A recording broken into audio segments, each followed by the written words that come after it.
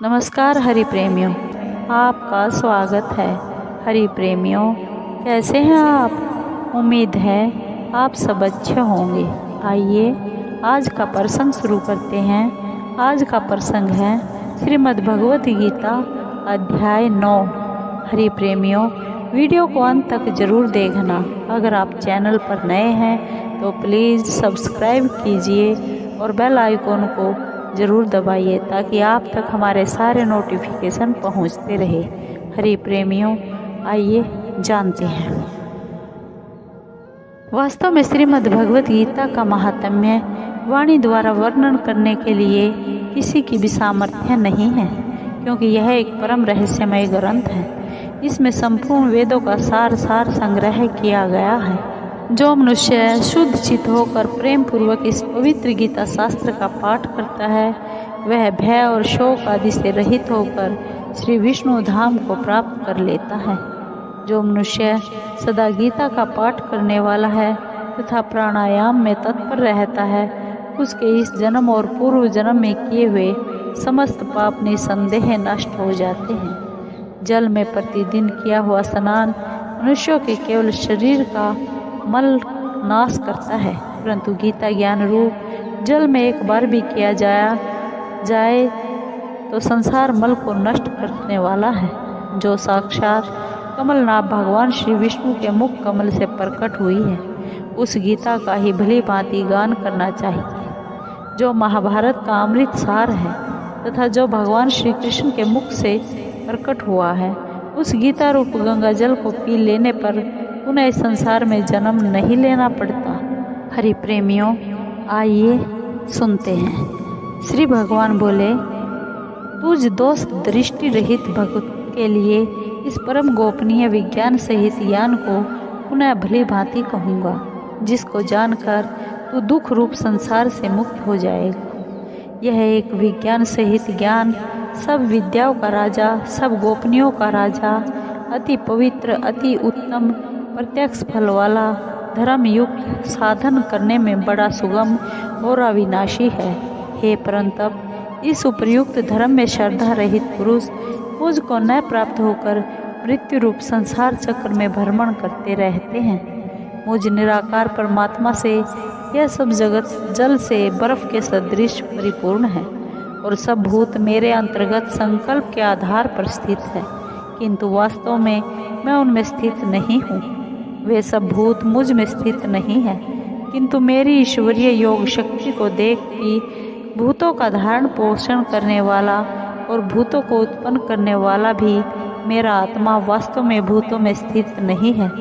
जैसे आकाश से उत्पन्न सर्वत्र विचरने वाला महान वायु सदा आकाश में ही स्थित है, वैसे ही मेरे संकल्प द्वारा उत्पन्न होने से संपूर्ण भूत मुझ में स्थित है, ऐसा जान। हे अर्जुन, कल्पों के अंत में सब भूत मेरी प्रकृति को प्राप्त होते हैं, अर्थात प्रकृति में लीन होते हैं, और मैं कल्पों के आदि में उनको फिर रचता हूँ। अपनी प्रकृति को अंगीकार करके स्वभाव के बल से परतंत्र हुए इस संपूर्ण भूत समुदाय को बार बार उनके कर्मों के अनुसार रचता हूँ। हे अर्जुन, उन कर्मों में आसक्ति रहित और उदासीन के सदृश स्थित मुझ परमात्मा को वे कर्म नहीं बांधते। हे अर्जुन, मुझ अधिष्ठाता के सकाम से प्रकृति चराचर सहित सर्व जगत को रचती है, और इस हेतु से ही यह संसार चक्र घूम रहा है। मेरे परम भाव को न जानने वाले मूढ़ लोग मनुष्य का शरीर धारण करने वाले मुझ संपूर्ण भूतों के महान ईश्वर को तुच्छ समझते हैं, अर्थात अपनी योग माया से संसार के उद्धार के लिए मनुष्य रूप में विचरते हुए मुझ परमेश्वर को साधारण मनुष्य जानते हैं। वे व्यर्थ आशा, व्यर्थ कर्म और व्यर्थ ज्ञान वाले विक्षिप्त चित्त अज्ञानी जन राक्षसी, आसुरी और मोहिनी प्रकृति को ही धारण किए रहते हैं। परंतु हे कुंती पुत्र, दैवी प्रकृति के आश्रित महात्मा जन मुझको सब भूतों का सनातन कारण और नाश रहित अक्षर स्वरूप जानकर अनन्य मन से युक्त होकर निरंतर भजते हैं। वे दृढ़ निश्चय वाले भक्तजन निरंतर मेरे नाम और गुणों का कीर्तन करते हुए तथा मेरी प्राप्ति के लिए यत्न करते हुए और मुझको बार बार प्रणाम करते हुए सदा मेरे ध्यान में युक्त होकर अनन्य प्रेम से मेरी उपासना करते हैं। दूसरे योगी जन मुझ निर्गुण निराकार ब्रह्म का ज्ञान यज्ञ के द्वारा अभिन्न भाव से पूजन करते हुए भी मेरी उपासना करते हैं। और दूसरे मनुष्य बहुत प्रकार से स्थित मुझ विराट स्वरूप परमेश्वर की पृथक भाव से उपासना करते हैं। कर्तु मैं हूँ, यज्ञ मैं हूँ, स्वधा मैं हूँ, औषधि मैं हूँ, मंत्र मैं हूँ, घृत मैं हूँ, अग्नि मैं हूँ और हवन रूप क्रिया भी मैं ही हूँ। इस संपूर्ण जगत का धाता अर्थात धारण करने वाला एवं कर्मों के फल को देने वाला पिता माता पितामह जानने योग्य पवित्र ओंकार तथा ऋग्वेद सामवेद और यजुर्वेद भी मैं ही हूँ। प्राप्त होने योग्य परम धाम भरण पोषण करने वाला सबका स्वामी शुभाशुभ का देखने वाला सबका वासस्थान शरण लेने योग्य प्रत्युपकार न चाहकर हित करने वाला सबकी उत्पत्ति प्रलय का हेतु स्थिति का आधार निधान और अविनाशी कारण भी मैं ही हूँ। मैं ही सूर्य रूप से तपता हूँ, वर्षा का आकर्षण करता हूँ और उसे बरसाता हूँ। हे अर्जुन, मैं ही अमृत और मृत्यु हूँ, सत्य और असत्य भी मैं ही हूँ। तीनों वेदों में विधान किए हुए सकाम कर्मों को करने वाले, सोमरस को पीने वाले, पाप रहित पुरुष मुझको यज्ञों को द्वारा पूज कर स्वर्ग की प्राप्ति चाहते हैं।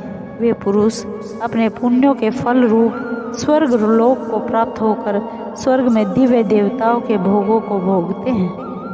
वे इस विशाल स्वर्गलोक को भोग कर पुण्य क्षीण होने पर मृत्युलोक को प्राप्त होते हैं। इस प्रकार स्वर्ग के साधन रूप तीनों वेदों में कहे गए हैं। सकाम कर्म का आश्रय लेने वाले और भोगों की कामना करने वाले पुरुष बार बार आवागमन को प्राप्त होते हैं, अर्थात पुण्य के प्रभाव से स्वर्ग में जाते हैं और पुण्य क्षीण होने पर मृत्युलोक में फिर से आ जाते हैं। जो अनन्य प्रेमी भक्तजन मुझ परमेश्वर को निरंतर चिंतन करते हुए निष्काम भाव से भजते हैं, उन नित्य निरंतर मेरा चिंतन करने वाले पुरुषों का योग क्षेम मैं स्वयं प्राप्त कर देता हूँ। हे अर्जुन, यद्यपि श्रद्धा से युक्त जो सकाम भक्त दूसरे देवताओं को पूजते हैं वे भी मुझको ही पूजते हैं, किंतु उनका वह पूजन अविधि पूर्वक अर्थात अज्ञान पूर्वक है, क्योंकि संपूर्ण यज्ञों का भोक्ता और स्वामी भी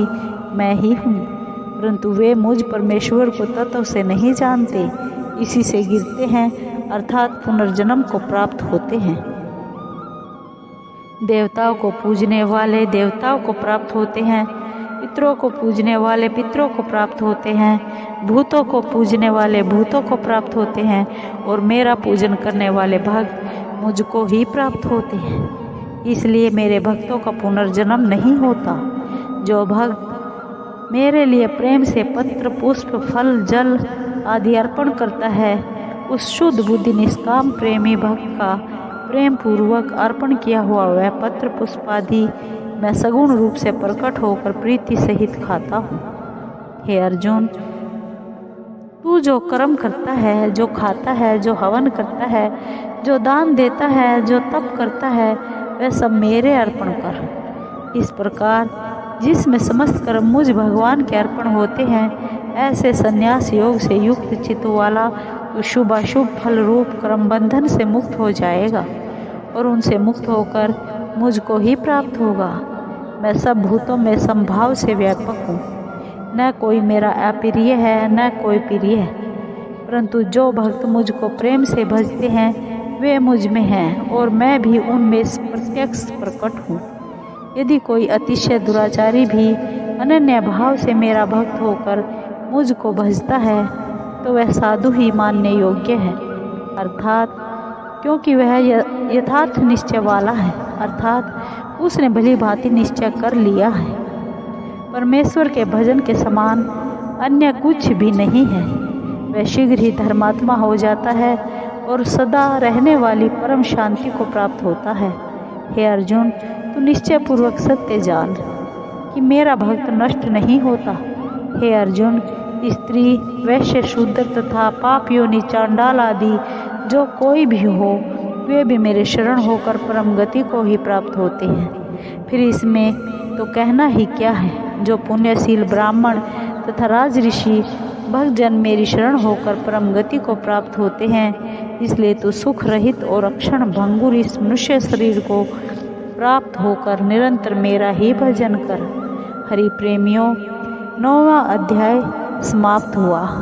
हरि प्रेमियों, आपको ये वीडियो कैसी लगी?